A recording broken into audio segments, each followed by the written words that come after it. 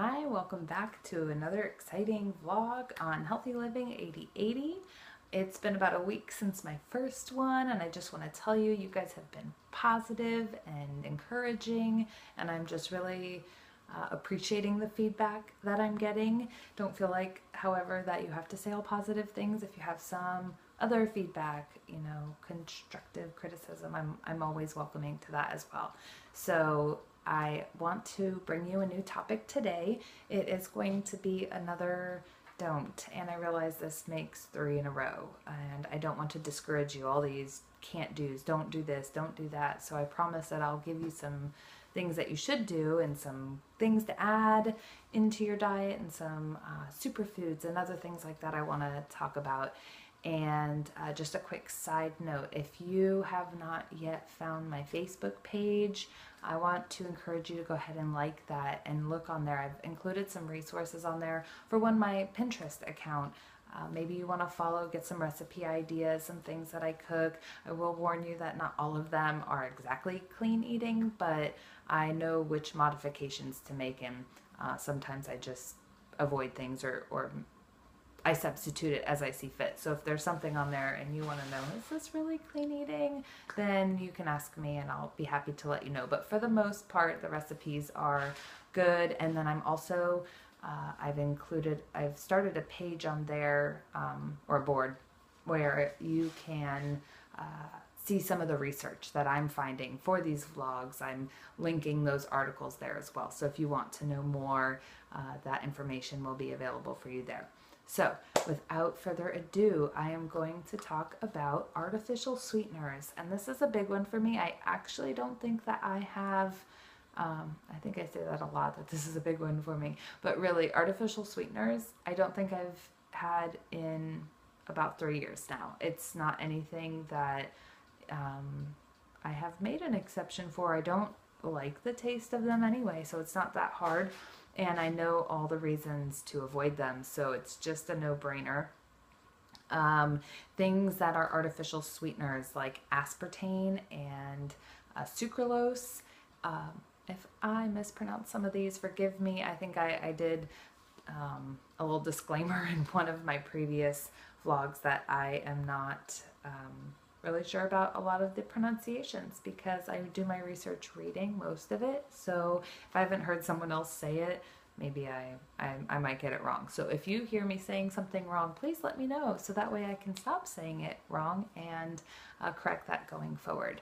So back to the artificial sweeteners. There are a classification of foods called excitotoxins, and that would be these artificial sweeteners, and then also MSG. And MSG will get its own vlog, so do not worry. I'll give you a little break though, because it's another don't, and it is a biggie, and a lot of really big words, so I'm not going to throw that one at you yet.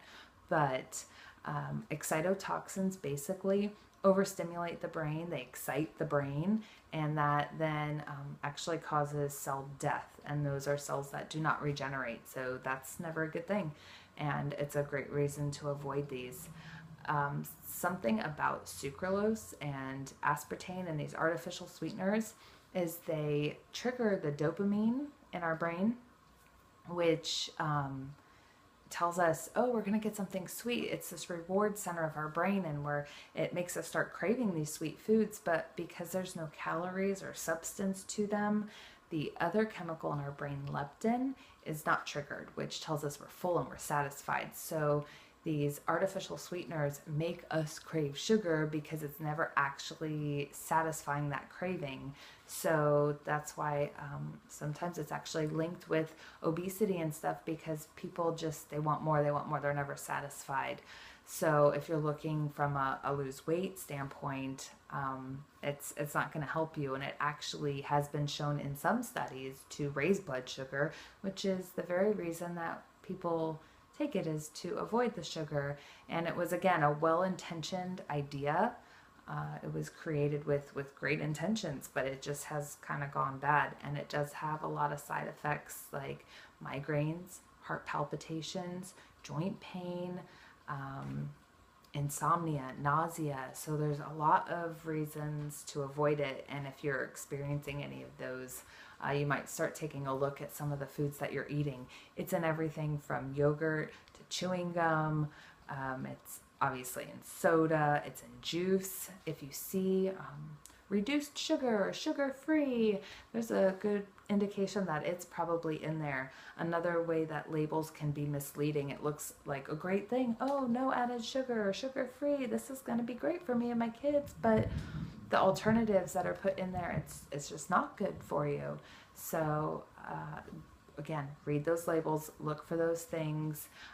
There's a lot of things that sugar is labeled as, and I'll get into another. I see that my post here is already, or my vlog is at about 5.5 minutes, and so I don't want to give you too much. I'm actually going to create another like a part 2 to this, where I can give you some alternatives to sugar that are better, and probably a couple more to avoid. Sorry, but I'll try and put some good and bad into that. So sucralose, just another thing I want to mention is that it is made with chlorine.